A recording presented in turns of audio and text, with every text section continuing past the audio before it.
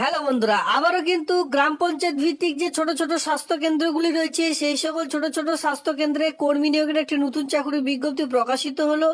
এবার এখানে কিন্তু শুধুমাত্র মাধ্যমিক পাস শিক্ষাগত যোগ্যতা আবেদন করতে পারবেন, যেটা কিন্তু শুধুমাত্র 10 স্ট্যান্ডার্ড পাস শিক্ষাগত যোগ্যতা থেকে আবেদনটি করা যাবে।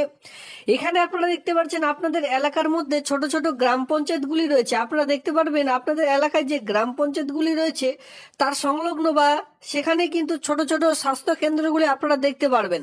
সেই সকল ছোট ছোট স্বাস্থ্য কেন্দ্রগুলিতে কর্মী নিয়োগের একটা নতুন চাকরি বিজ্ঞপ্তি প্রকাশিত হয়েছে, যেখানে কিন্তু সেই সকল গ্রামবাসীদের ফ্রিতে ওষুধপত্র দেওয়া হয়ে থাকে বা চিকিৎসা করা হয়ে থাকে।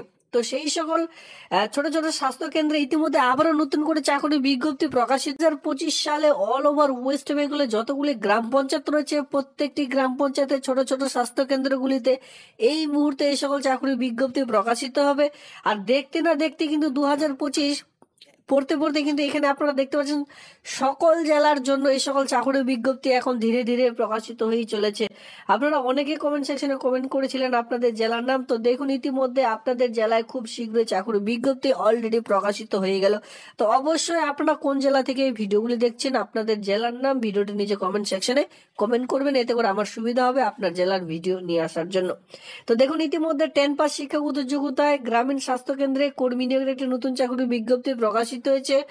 এখানে কিন্তু আপনারা অল ওভার ওয়েস্ট বেঙ্গল জুড়ে খুবই দারুণ একটি চাকরির বিজ্ঞপ্তি আমি নিয়ে চলে এসেছি। তো চলো বেশি দেরি না করে এই রিক্রুটমেন্টের নোটিশটি আপনারা কি করে ডাউনলোড করবেন সেই সকল প্রক্রিয়া আমি আপনাদের এক এক করে দেখিয়ে দিচ্ছি।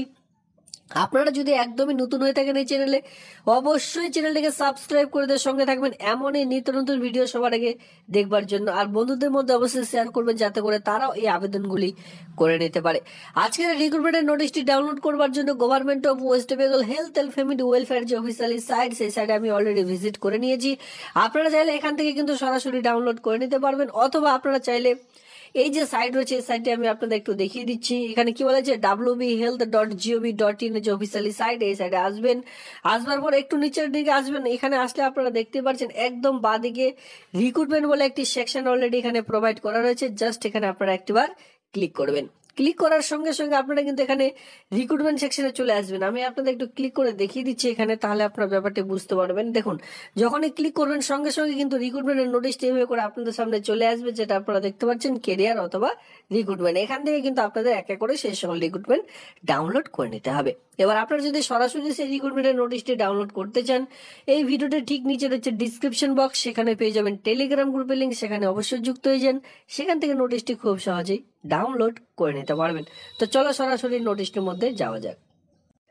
দেখুন বন্ধুরা, আমি সবার প্রথমে বলে রাখি এই সকল চাকরি বিজ্ঞপ্তি গ্রাম পঞ্চায়েত ভিত্তিক এবং কি পৌরসভা ভিত্তিক হয়ে থাকে। বিভিন্ন রকম পৌরসভায় কিন্তু ইতিমধ্যে চাকরি বিজ্ঞপ্তি প্রকাশিত হয়েছে।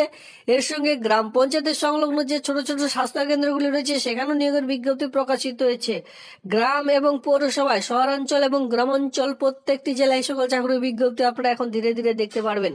অন স্ক্রিনে দেখতে পাচ্ছেন name in capital letter first name, সবার প্রথমে আপনার নাম বসিয়ে দিলেন, এরপরে মিডিল নেম থাকলে বসাবেন, তারপরে কিন্তু সার নেম বসিয়ে দিতে বলা হয়েছে। বারবার বলছে যেহেতু এখানে মাধ্যমিক পাস শিক্ষাগত যোগ্যতায় যেহেতু 10 স্ট্যান্ডার্ড, সেক্ষেত্রে মাধ্যমিক পাসের অ্যাডমিট কার্ড দেখেই এই সকল ফিল আপ করবার চেষ্টা করবেন। এখানে আপনারা দেখতে পাচ্ছেন যে যাদের ফাদার্স নেম রয়েছে, ফাদার্স নেম বিবাহিত মহিলাদের ক্ষেত্রে বিশেষ করে এখানে হাজবেন্ডের নেম আপনারা বসিয়ে দিতে পারেন, অথবা ফাদার্স নেম আপনারা বসালেও কোনোরূপ ওইখানে কিন্তু অসুবিধা হবে না। এরপরে নিচে দেখতে পাবেন 3 নম্বর পয়েন্টে ডেট মান্থ ইয়ার, ডেট দিলেন, এরপরে মান্থ, এরপরে ইয়ার, এডমিট কার্ডে যেভাবে রয়েছে সেভাবে দিলেন। এরপরে কত বছর কত মাস হচ্ছে টোটালটা আপনারা ক্যালকুলেট করে এখানে জাস্ট বসিয়ে দিতে হবে। 6 নম্বর পয়েন্টে আপনারা যেটা লক্ষ্য করবেন সেটা হচ্ছে ন্যাশনালিটি, ন্যাশনালিটি অবশ্যই ইন্ডিয়ান এখানে বসাতে হবে। এরপরে দেখতে পাচ্ছেন permanent address in capital letter, এখানে আপনারা কিন্তু পুরো অ্যাড্রেস ঠিকঠাক ভাবে বসাতে হবে, যেখানে village, post office, police station, district, এরপরে আপনারা পিনকোড, এরপরে আপনারা দিয়ে দিলেন আপনার সমস্ত রকম তো কমপ্লিট হয়ে গেল। এরপর আবার নিচে কিন্তু পোস্ট অফিস চাইছে, এখানে দেখতে পাচ্ছেন সিটি, ভিলেজ, টাউন, আপনার গ্রামের নাম, এরপর আপনার মিউনিসিপ্যালিটি এরিয়া বসবাস করতে মিউনিসিপ্যালিটির নাম, ওয়ার্ড নাম্বার বসিয়ে দেবেন, ডিস্ট্রিক্টের নাম বসিয়ে দেবেন, স্টেট, এরপর আপনার পিনকোড নাম্বারটি বসিয়ে দিলেন। এরপরে দেখতে পাচ্ছেন same address, address for correspondent, এখানে যদি সেম অ্যাড্রেস হয় সেক্ষেত্রে পুনরায় কিন্তু আরেকবার ফিল আপ করে নিতে হবে, ঠিক আছে, নতুন করে এখানে আরেকবার ফিল আপ আপনারা করে নেবেন। এরপরে কন্ট্যাক্ট ডিটেলস যেটা বলা হয়েছে, কন্ট্যাক্ট ডিটেলস এখানে আপনারা লক্ষ্য করবেন আপনার যে মোবাইল নাম্বারটি রয়েছে সেই 10 সংখ্যার মোবাইল নাম্বারটি দেখে শুনে বুঝে ঠিকঠাক ভাবে বসিয়ে দিলেন। এরপরে দেখতে পাচ্ছেন রেসিডেন্স, এখানে আপনারা আপনাদের যে আধার কার্ডের নাম্বার সেটা কিন্তু এখানে বসিয়ে দিতে পারেন। এরপরে ইমেল আইডি, আপনার যে ইমেল আইডি রয়েছে সেটা কিন্তু ছোটা ছোটা লিখবেন, মানে একটা একটা করে লিখবেন, ঠিক আছে? এতে করে তাদের সুবিধা হবে তারা নোট ডাউন করার জন্য। কারণ কি, এখানে যেহেতু স্মল লেটার অনেকের কিন্তু বুঝতে অসুবিধা হবে, তো সেক্ষেত্রে মানে একটা একটা করে ওয়ার্ড লিখে আপনারা কিন্তু সুন্দর করে জিমেল আইডিটি এখানে ভরবেন। এরপরে একাডেমিক কোয়ালিফিকেশন, যেহেতু আমি বলেছি মাধ্যমিক পাস শিক্ষাগত যোগ্যতায়, তো সেক্ষেত্রে মাধ্যমিক পাশে আবেদন চলছে। তবে এখানে যদি আপনারা মাধ্যমিকের পর উচ্চ মাধ্যমিক দিতে চান কোনো রকম অসুবিধা নেই, দিতে পারেন। তো serial number 1, school, board, university, institute, এখানে আপনারা যে মাধ্যমিক পাস করেছেন সেই বোর্ড কোন বোর্ড থেকে করেছেন সবার প্রথমে ছোট্ট করে দিলেন এমপি, এরপরে আপনারা বোর্ডের নাম ব্র্যাকেটে দিয়ে দিলেন।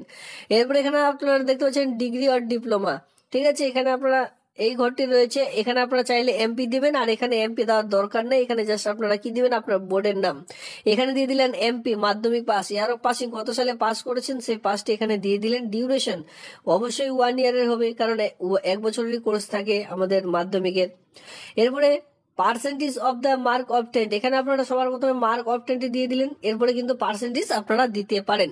এভাবে করে আপনারা 2 নম্বর দিয়ে উচ্চ মাধ্যমিক দিলেন, এখানে এইচএস, এরপরে এখানে এইচএস এর যে board WBCHSE, West Bengal Council of Higher Secondary Education, যারা স্কুল বোর্ড থেকে করছেন শর্ট ফর্মে বসিয়ে দিতে পারেন।